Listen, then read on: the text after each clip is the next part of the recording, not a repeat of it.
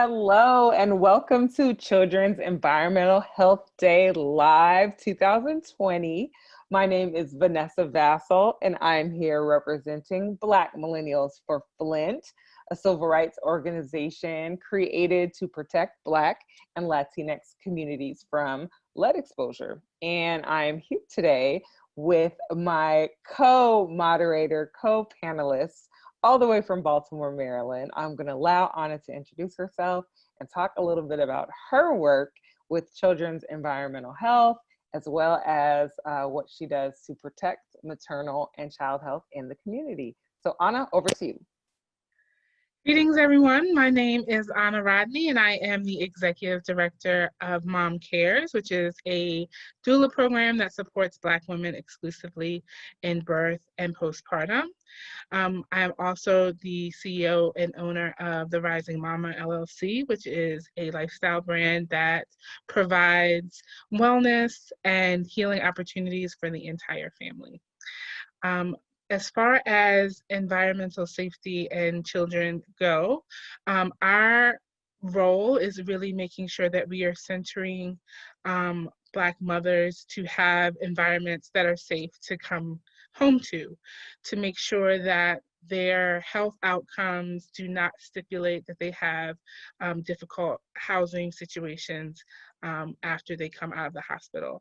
Many of our clients, many of our families have children that are in the NICU and stay after birth in the hospital for quite some time, making them even more vulnerable to environmental hazards when they come home. And so one of the things that we do is make sure that we are preparing the home with our families and making sure that the homes and the dwellings that they are bringing babies home to are safe, not only for the babies, but for the family unit. As well, making sure that we're monitoring mom's safety and health throughout her pregnancy, especially the fact that we interact with high-risk pregnancies, making sure that mom's nutrition, housing, and other needs, environmental needs, are met throughout her pregnancy so that she can have hopes of a positive birthing outcome. That's fantastic. And I'll talk a little bit about what Black Millennials for Flint does. Obviously, we have a mission to eradicate lead from the environment, specifically focusing on Black and predominantly Black and Latinx communities who have been historically impacted by environmental injustices. And when it comes to specifically children, youth, and of course mothers, on more of a passive standpoint, we have a ton of resources that we have created for folks to take advantage of on our website, including boil water advisory tips, which oftentimes is a challenge that families have when they receive maybe something in the mail or something from the school saying, hey, our water is not clean, our water is not drinkable at the school. What do you do at home? What do you do to prepare your child for a safe environment for drinkable water? Now that we have COVID, it's a little different with social distancing and virtual school, but we still have those tools available on our website. We also have a multilingual reproductive health and lead prevention brochure that we provide, which I might actually need you, Anna, to help us update, but it has information for women of reproductive age, pregnant women, as well as women who are at home nursing or taking care of small children, how to manage if they are aware that they're in a community with high levels of lead, whether it be in the water, in the soil, or even potentially in the home.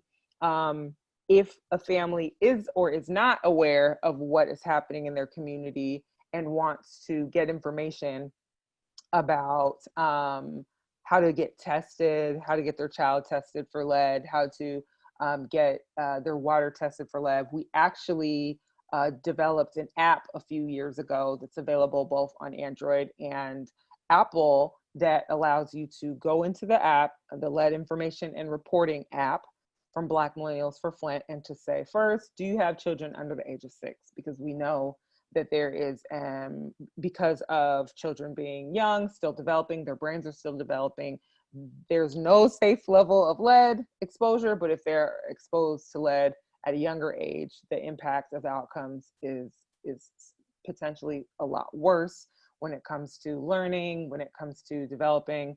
So the app goes through risk factors that your child may have based on their age, risk factors that may be the case as it pertains to how old your home is. Was it built before 1978? And then we can go in and find a free lead test specifically in the DC area. I probably should have started with that. Specifically in the DC area, getting a free test sent out to your home.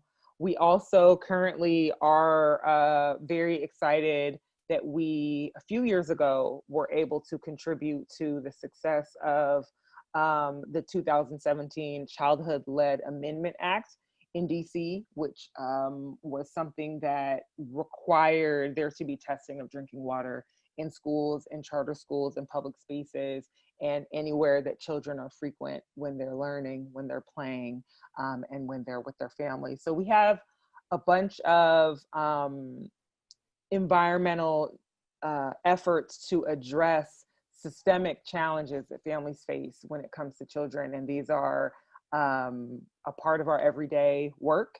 I think something else to plug is our lead prevention ambassador program. I became a part of the second cohort, which was 2019 to 2020. We are so happy that we just brought in 4 new lead ambassadors for 2020 and 2021. And these are folks from around the country, usually young folks who are interested in learning more about environmental justice and how to do the work in their communities, how to do the work in their work, and how to be involved with not only improving outcomes, but also engaging the community, canvassing. So we tend to focus on specific communities here in DC, the DC area, the Baltimore area where you are, Anna, as well as Memphis, Tennessee. We had a scholar down in Grambling State University in Louisiana last year, and of course in Flint, Michigan. And so we want to grow. We want to ensure that the work that we're doing affects all kids, all families, all communities across the country. But we're a young organization, so we're starting small. And every year we have been so happy over the course of the last few years to participate in Children's Environmental Health Day, as well as National Lead Prevention Week, which is in the fall. It's actually coming up. And it's something that I also want everyone to get involved in outside of just this particular event, but also moving forward, other public health observances that have to do with environmental health that impacts kids and families and communities, right? So with our, I know I kind of went off on a rant, but with our fireside chat that we're having right now, I want to ask Anna another question, which is going off of what you described when it comes to your work and also what you've observed in your community. Can you talk a little bit about what work still needs to be done and what you've observed could still be done in the Baltimore area and beyond to protect all children from environmental injustices, excuse me? Of course. So Baltimore is also a hotbed or hotspot for lead and instances of lead in the home in particular. And so what I am seeing, especially now during COVID, is that some landlords are choosing to be less than honest about the testing and the results of testing. Some landlords are not following through with the precautions that are necessary to make sure that families who potentially are moving into their units know what their lead status is, and are really using the fact that people are housing insecure right now, and that we are in the middle of a pandemic to their advantage as far as making sure that their bottom line is met regardless of, unfortunately, the health and safety of families. And unfortunately, because of the oppressive structure that is set up in America, that means that Black and Brown people are becoming more and more affected by this unfortunate happening, because we are, we may have lower credit, we may feel like we don't have any options, we may feel like we will be evicted if we have too many questions, or denied housing if we have too many questions. And so, especially if families are struggling or in a financially stressful situation, there are concessions being made that are really not helpful or not healthy for our families. And so one thing that you hear in Baltimore City is the idea of the WIC check, not the WIC check, excuse me, the lead check. And so the fact that it's been normalized, that this is just a hazard of growing up in Baltimore City, that you more than likely will be exposed to lead, and that if you're lucky, you'll get a payout and be able to use whatever small amount of money they give in response to your life and livelihood and health being affected throughout the rest of your life. So I really do believe that we really need to be paying more attention to the systems that are checking and monitoring landlords and housing complexes and housing just in general, to make sure that our families are safe. Right now, there are a lot of things that are kind of going under the radar, especially what's the word? Especially things that are not on the up and up. Practices that are predatory and that disregard the health of our families. If you compound that with already being in the highest group of a number of different health disparities, it puts us at a higher risk of continued health problems and exacerbated health problems through this issue that really should no longer be an issue in 2020. So I really do believe that if we were to be able to get a handle on monitoring and holding accountable those who are in charge of housing, to make sure that our families are safe, we would start to see a decline in these tests that are positive for lead in our children and in our families.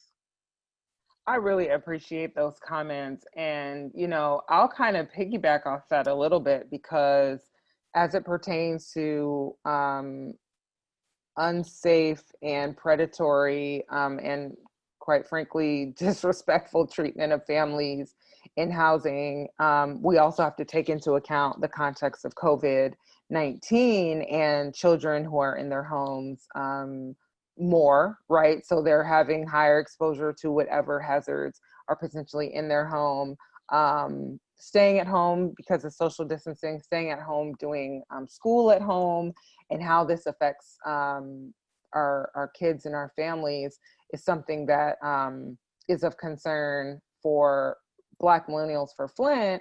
Is what does this mean, right? What does this mean? How can we protect families? What involvement can we have when it comes to, similarly, I guess, to what I mentioned before about providing resources, but what can families do if they're spending more time at home, but home doesn't necessarily have drinkable water, or home doesn't have, home has higher exposure to heat, right? That's something that's also happening on the West Coast with the forest fires and other fires. Is, okay, we can't go outside because we can't breathe outside, but staying inside, it's warmer, it's hotter. There are some places here in DC with lower tree coverings. So staying home and then having to crank up, maybe not this time of year, it's starting to chill out, but having to crank up, the air conditioning for families who are not trying to, increase their electricity bill or other things like that, like taking into account the economic impact of being at home and the way that resources are allocated when you're spending more time away from, when the children are spending more time away from school, and kids, adults are staying away from, if they went outside of the home to work. it's been interesting advocating for these families and having conversations with families and saying like, what do you need? What can we do? How can we be a resource? This is a really unique time. It's a really unique time. And in kind of switching gears slightly, since I became involved with Black Millennials for Flint a year ago, something that I've learned a lot about is like how concerned residents, concerned people of the public can influence policy change that can potentially influence some of the observations that we're making that are negatively impacting communities that are already disproportionately negatively impacted, right? And so a couple of, I guess you could say, pieces of legislation that I learned about or that I got to participate in influencing there's a federal initiative, which is solving the climate crisis. So that's a new congressional action plan. And then in last year's lead clean water, now I'm getting my words mixed up, but Lead Prevention Week, National Lead Prevention Week, my cohort of ambassadors was able to do like a social media canvassing where we partnered with some local lawmakers to have some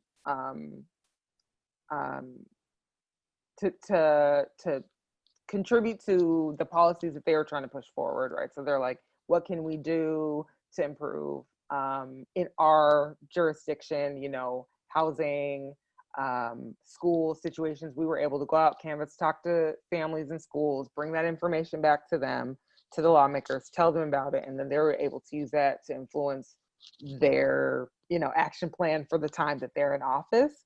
And sometimes, for me personally, I'm always like, oh, is that the slow route? But we've been really fortunate that the lawmakers that we've been able to partner with are those that are really about the action, and they are partnering with like services in the community, whether it's in the district or the state of Maryland or state of Virginia, wherever they are, to expedite some changes. But I think it also is just nice to know that there are folks that are in office that are listening, and when they have the opportunities to take our voices into account, that they do. And I feel like I'm going off topic a little bit, but I do think it's important for the public to know that, like, when they have something to say or they have something to contribute, do you know who your official is? Like, do you know who your council person is? Do you know who your neighborhood representative is? Whatever, that can take your story, your voice into account. And I guess that kind of goes to my last and final question, which is, when it comes to taking action, for anyone who's watching our Fireside Chat today and who's going to be involved in Children's Environmental Health Day 2020, do you have any encouragement, any recommendations for how families and communities can get involved in being a part of making these improvements for moms and babies and children in their community or across the country? Sure. So, MOMCares, we focus on moms and babies, right? Our job is to make sure that moms are safe and make it safely through pregnancy and birth, into their postpartum and beyond, and make sure that those babies come home and are safe as well. And so one of the ways that we do that is by making sure that those things that may distract mom or family from the larger issues, the more global issues, are met.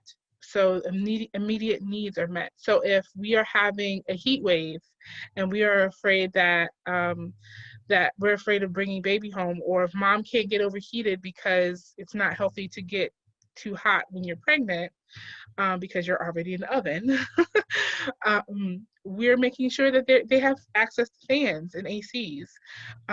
If a mom is in a dwelling because we have flash floods because of global warming and things like that, understanding that there is really a spectrum of places that you can provide support, whether it be providing just supplies for organizations like MOMCares or Black Millennials for Flint, to distribute to families and to make sure that families have that education, the educational tools, or even just the physical tools to help them cope with whatever environmental stressors they may be facing at the time, to policy and speaking and being a part of legislation.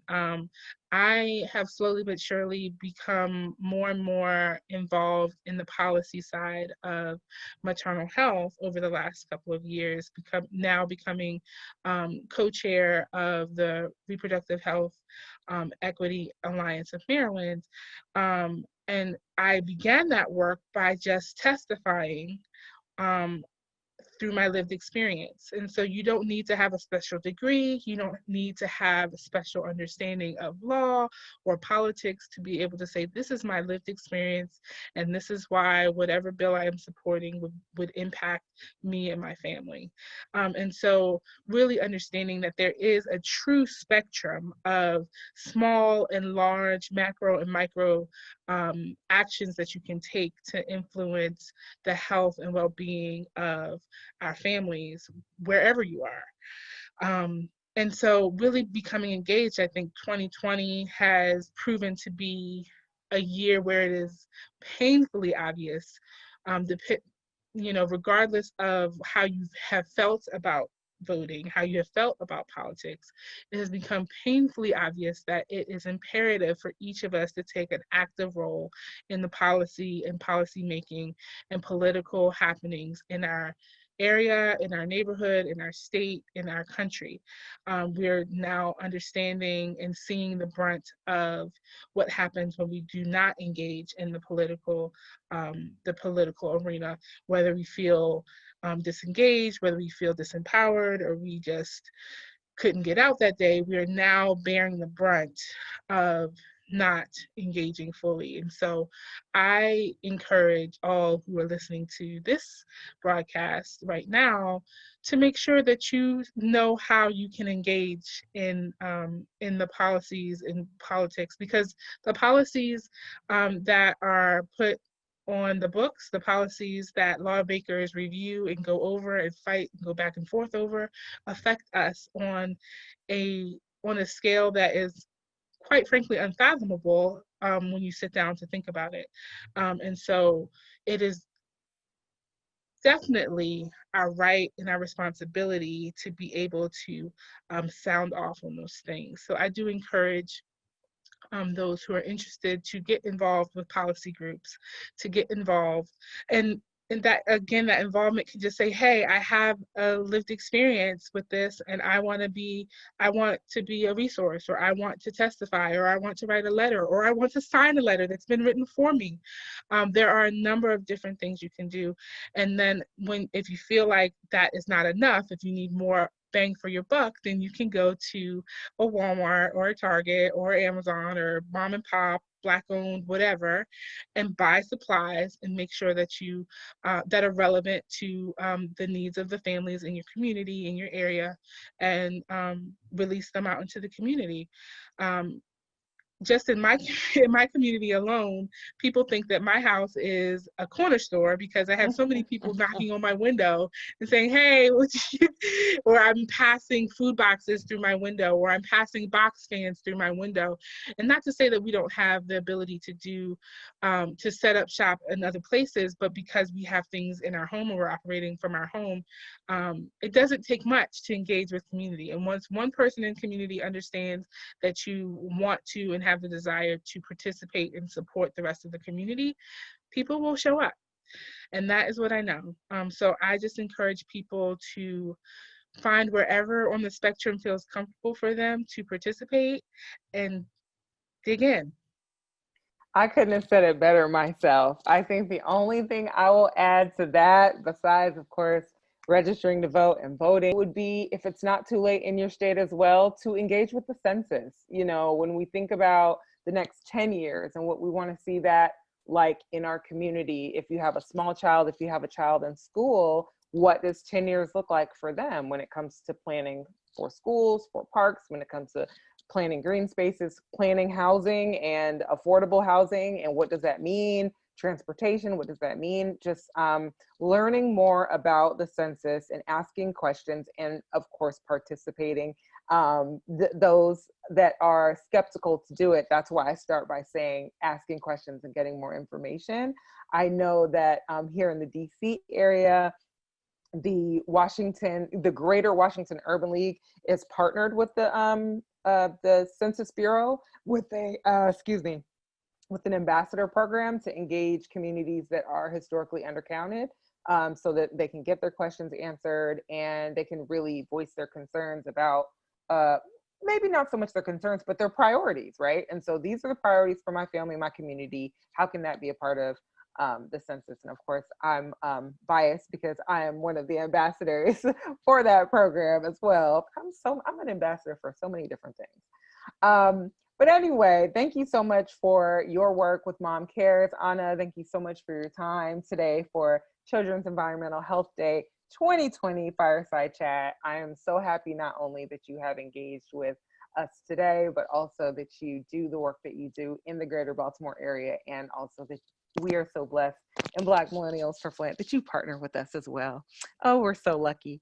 And on that, can I also yes. just add to that? So people who are listening, who are like, I don't have time to go to a meeting, I don't have time to go to Annapolis, building coalition, building partnership, building community is an avenue for change.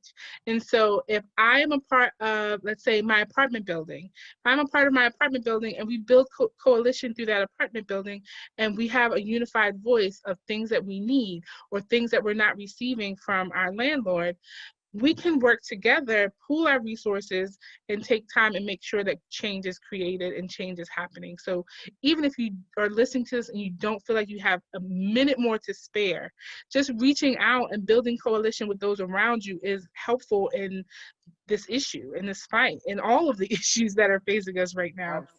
Reaching out to someone, especially in this time of isolation, and comparing notes on the things that you want and would like to see and what others around you may want as well. That's a very practical solution. And I think that it's something that is not only effective, but it's very empowering and sustainable, right? So with that, we're going to wrap for the year for the 2020 Children's Environmental Health Day.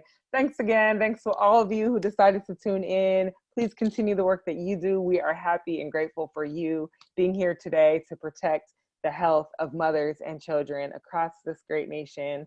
And just keep doing what you're doing. Don't forget to vote next month. And thank you again for your time.